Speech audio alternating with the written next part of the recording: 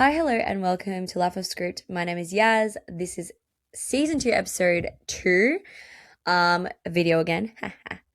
And we're in a different location only because I'm too lazy to go downstairs. So we've set up in this room. And you can guess what it may be, but I am not going to give a little tour. It is not a gorgeous room by any means. I'm in London. The reality is that the room I get is the room I get. So we move on. Anyway, this episode is dedicated to 2012. Now, I'm hearing all this floating around about the 2016 trend. Obviously, makes sense. It's 2026. It's a decade since 2016. I get it. But listening to all of people's reminiscing and nostalgia over 2016 made me think about what 2016 was to me. And then I thought about why was 2016 so good. And it's because it's the sister to 2012. 2012 walked so 2016 could run. And I low-key wish time was frozen in 2012 because of all the pop culture moments that we had during that year. Like that year alone was iconic, and I feel like I'm dedicating this episode to those who don't remember it because they were too young. So fair, dull. I will catch you up, or you're like me and you're just going through a little bit of a nostalgia for that time, for that era, and you want to go through it with me. So I've written down in my little notebook, I got, the New Year's resolution, new journal type vibe. And I've written down a list of things that I wanted to go through. Okay, and I just wanted to say something before we get into it, which is the overarching vibe of 2012. I think if I'm thinking about 2012, I immediately think of Call Me Maybe, which is a song by Carly Rae Jepsen that came out in 2012. And specifically, the music video that Justin Bieber brought out on his YouTube channel, super low quality, all filmed on his literal laptop, with the likes of Ashley Tisdale, Selena Gomez, and other friends of his. They did a fake music video, and it was silly, it was fun, and it was iconic. And if I think about 2012, I just think silly, fun, iconic. Anyway, let's get into it. Hello. Okay, so we do have quite a list. So I'm just going to go through them one by one and we can discuss, aka me talk at you. So I've just talked about Justin Bieber's video, iconic, would never be done now. I think everything's so curated now with the way that celebrities interact with the audience. I just remember YouTube specifically being such a powerhouse back then. And the reason was we had YouTube influencers. We had they weren't content creators, they were YouTube influencers, and mostly British ones. But we had Troye Sivan as well from Australia. And we had lots of American ones, but the British, Zoella, Alfie Days, and I remember the South African, what was his name? Oh, I feel like someone would remember it for me. There was a really famous South African. Was his name Calvin or something? God, it's on the tip of my tongue. Anyway, so that was the era. I would drop a video on YouTube. And for instance, after school, I would get on my Vivo hot pink laptop, which would take ages to load up. And that was mainly because I played Sims all the time. And I would scroll through and check each YouTuber if they had posted a new video. And the videos that they posted genuinely were 10 minutes long, if that. They were very, very short. So it was just an easy, fun, exciting thing that they would post. It was just great. I loved it. We also had Tumblr back in the day. Tumblr was probably its peak 2012 to 2014, I would say. 1975, we had all that sort of stuff. But yeah, 2012, I remember vividly having Tumblr and Tumblr being massive, and it was all about summer. If for me anyway, my one wasn't a depressing one. My one was the opposite, which was summer, One Direction, and getting fit. Like those were like my peak three that I cared about, and it was like nothing else. Like genuinely, summer, One Direction, and getting fit for One Direction, because in my head I was meeting them in real life. Um, One Direction's debut album, Up All Night, came out in 2012. We had Cher Lloyd also kind of popping around that same time. We had Justin Bieber's new album, Believe, iconic. I think that one specifically is like my favorite album of his, like Die in Your Arms, Hello. Then we had the Taylor Swift Red album. Yep, that one came out in 2012, guys. So you're getting JB, 1D, Taylor Swift, you're getting Carly Rae Jepsen, and you know what you're also getting? Gangnam Style by Psy. Gangnam Style. Yep, yep. That one came out also in 2012, or it became a hit in 2012. Who cares? It was banging. So what I wanted to say about this was that 2012 was the last. 2016 was fabulous, and I'm not discounting it at all. But 2012 was the last time I think we had a real collective audience when it came to viral sensations. So if you think about now, when you go on YouTube and you see these, like, I don't know, like let's say a movie trailer or like a music video, and you see so many millions of views, and you're like, cool, like I actually have no idea if that's like a general public, like everyone knows about it, or it's a certain demographic, because at this point everyone's on the internet, and so therefore, you know, it's viral. But is it viral to like everyone, or is it viral to like a certain amount of people depending on the algorithm, right? So for instance, I always talk to my friends about my TikToks, and they're like, I've never heard of any of those TikToks that are coming up on your For You page. And it's because we just have two different For You pages. But I'm looking at these TikToks and there's millions and millions of views, or like they're, you know, inside jokes with them and stuff like that. And none of my friends are getting it. So then I'm like, wait, so the viral sensations are really, really, they can be isolated in a juxtaposition way. Like they're viral, but not really viral. Anyway, so 2012, and I just remember it vividly. If something went viral, it went viral. Like everyone in the world knew about it. And there was like this certain vibe of that, because we were all on the same page. We all collectively knew what we were talking about. There was no one that was like excluded. It was all like the entire general public knew this meme, this video, whatever. And so what came with that was really fun, like sensations. Like obviously, I think planking was there as well, and Harlem Shake was the year after. But Gangnam Style was genuinely a viral sensation. And it took over the world, and it took over companies. Like companies would do it. Same with planking, same with Harlem Shake. Like back then, people just didn't take things so seriously.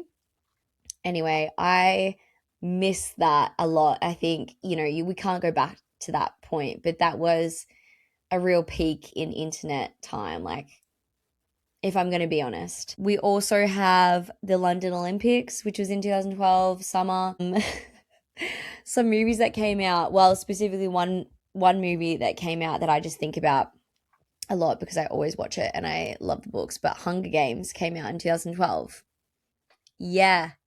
Yup, it came out in 2012, and that was also a viral sensation. I remember vividly not being able to afford the DVD. So I mean, I used to always watch movies illegally online. I remember whenever my friends or my family would go to Bali, getting those illegally downloaded DVDs from those stores for like genuinely 50 cents. And it was always just a man in the back filming with a camera in the movie theater. And sometimes there would be like a little shadow in the corner where someone's sitting and watching the movie or like chatting away. So that was lovely. And basically I had a Hunger Games DVD that was filmed in the theaters, and it would pause and skip through just one scene, and it also had people talking in the scenes a lot. But I loved it. Like, who cares? Like, at that age I was like, I don't care. I'm just excited to see the movie. And we also had wait, I'm gonna give this an honorable mention at the end. We also just had different phones back in the day. Now, people don't appreciate this enough, but I appreciate it. I think this was like an era. So back in 2012, and I think 2013 as well, we all had different phones. And now Apple wasn't dominating in the way that it dominates now. So, for instance, I had a hot pink Nokia C3. C35, C3. I'm going to show you guys what that looks like because it was iconic. QWERTY keyboard, of course, and it barely worked. But my God, was it a vibe and a half. It was beautiful and I treasured her so much. There she is, C3. It's being sold for 23 quid on eBay.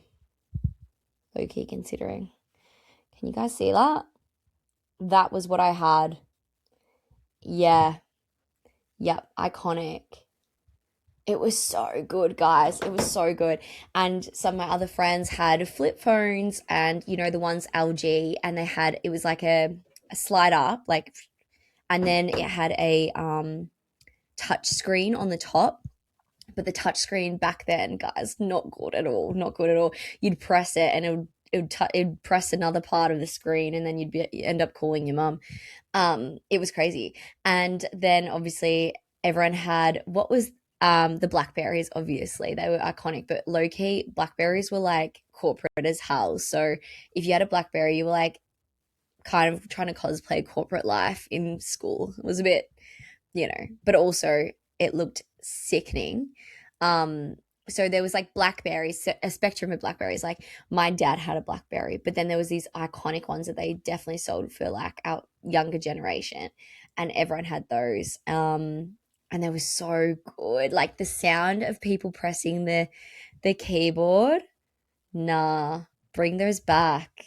I actually miss it because you would never know what someone's phone would be like, and then you always got to like experience it for the first time, and everyone had different phones, and I kind of miss it because it was just not a thing for everyone to have an Apple iPhone. It wasn't even, people just didn't really have iPhones back then. Like it was just not a thing.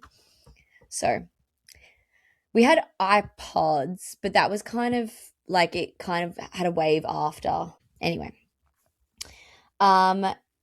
I wanted to say it was the year of festivals in Australia specifically. I am, again, Australian, so this is obviously my experience.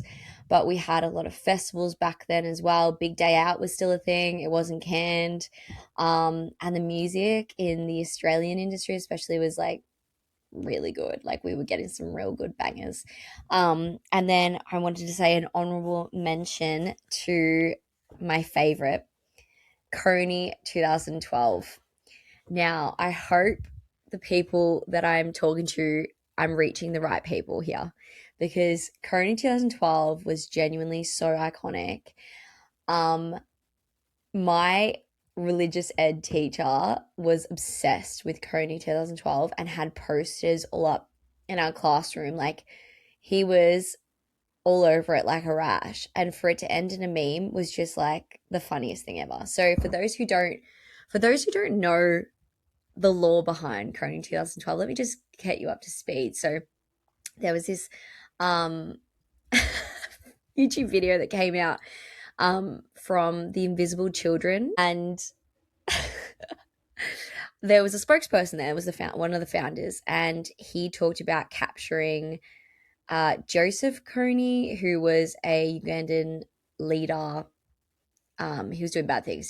He was making children into soldiers, and there was a lot of things that he was saying in the video, and it was kind of a call to action. It was a rally, you know what I mean? Like, and so he was like, we're making action kits, and like, you need to, put your voice forward, and like, denounce everything that's happening over there. Rah, rah, rah. It's not being reported on correctly. This is like, our final call to action, because we're desperate for people to kind of care about this situation.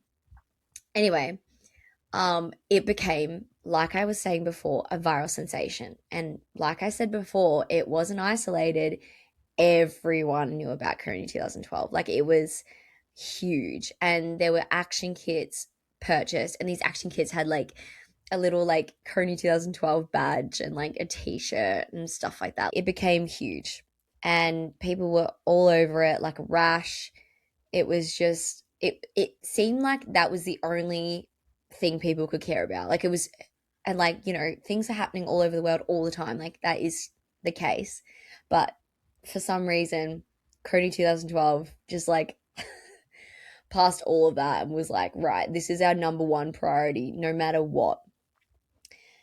Anyway, it later became a meme because it turns out the money that they were taking from the action kits and those sort of things that they were selling allegedly, they were using for their own personal use. And and on top of that, the co-founder that was speaking like in the video was found to be publicly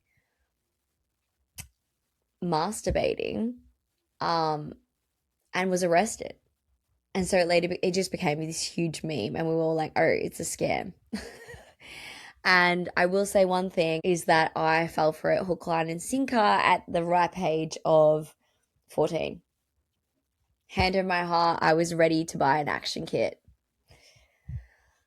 So that was 2012. I'm sure I've missed like a number of other pop culture moments, but I wanted to give a shout out to 2012 because for me, it was great summer in Australia. We had a beautiful summer, and we had all these pop culture moments, and everyone was happy, and we were all just like having the time of our lives. The music was like the best it honestly has been.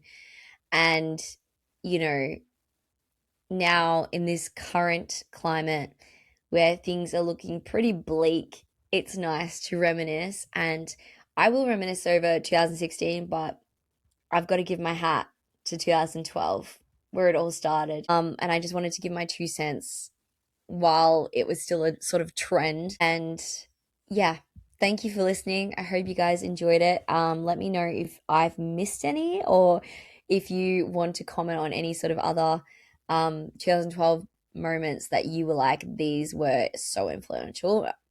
Please, please, please, please jot them down. Please DM me, whatever. Anyway, thank you for listening. You've been listening to Life Off Script or watching it. And I'm just going to give a little shout out to Emily, who is one of my best friends, and she has left London. Her visa has been completely fulfilled, finished, expired now after 3 years. I wanted to phone a friend, phone Keir Starmer, just ask for a bit more time with her, but turns out he doesn't really answer those sort of calls. But if anyone knows, if anyone's listening to this, and I'm sure there would be like so many people, affluential people that would know Keir Starmer firsthand, and can just reach out and ask for him to kind of let us extend our youth mobility visas, that would be great. That would be so helpful. Thank you. Thanks for listening, guys. I really appreciate it. Much love. Bye.